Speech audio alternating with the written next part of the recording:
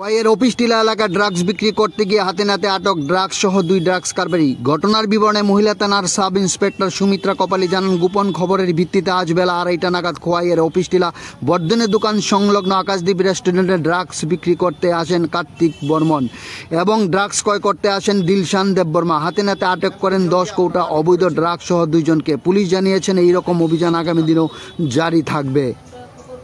আকাশদ্বীপ রেস্টুরেন্টে একজন লোক অবৈধ মাল বিক্রি করছে। তারপর গিয়ে দেখলাম যে 10টি ড্রাগসের কৌটা পাওয়া গেছে।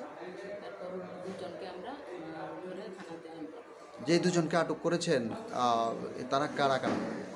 একজন হচ্ছে কার্তিক বর্মন। সে কি বিক্রেতা? সে বিক্রি করে? হ্যাঁ। আর যাকে বিক্রি করছিল দিলশান দেববর্মা। আচ্ছা, তো আপনাদের এই রকম অভিযান আগামী দিনে জারি থাকবে কি? হ্যাঁ। ধন্যবাদ।